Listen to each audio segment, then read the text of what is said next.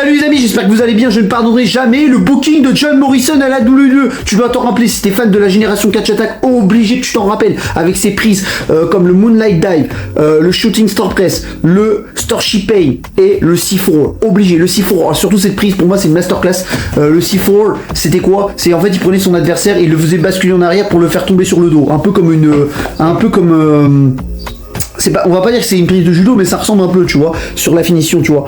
Donc John Morrison pour moi aurait dû être un gros champion du monde pour l'ordre de la WWE. Il a été champion par équipe, il a été champion de CW, il a été champion intercontinental. Vous me dites oui, mais il a eu plusieurs ceintures à son palmarès. Ouais, mais même John Morrison aurait dû au moins être champion du monde pour l'ordre de la WWE, sachant qu'il avait déjà battu CM Punk en 2009. Et CM Punk en 2009, il avait déjà été champion du monde pour l'ordre de la WWE, même s'il avait battu avec un roll-up. Moi, pour moi, John Morrison aurait pu être inclus dans un triple menace avec CM Punk et Jeff Hardy. Voilà, moi c'est ce que j'aurais dit, mais bon.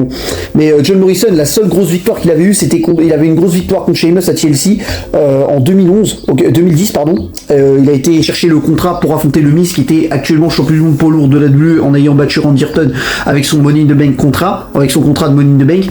Et depuis, il n'a jamais eu de grosse victoire et son dernier match a été contre le Miz. En 2011, mais il est revenu en 2020 en faisant équipe avec le Miz pour reformer les Dirty Shit Duo. Voilà, comme je vous l'ai dit, il a été champion par équipe à plusieurs reprises avec Joey Mercury et le Miz. Voilà, donc. Mais sauf que le problème c'est que John Morrison n'avait aucun plan, les bookers de la WWE n'avaient aucun plan avec John Morrison. Ils ont basculé le Miz, et ils ont fait en sorte que le Miz trahisse encore une nouvelle fois John Morrison comme il l'avait fait en 2009. Et John Morrison a fait son face turn, sauf que ils avaient aucun plan pour lui. Il s'est fait détruire et squasher par des catcheurs comme Omas, et après il n'est jamais revenu à la WWE, et entre temps il est parti à la WWE.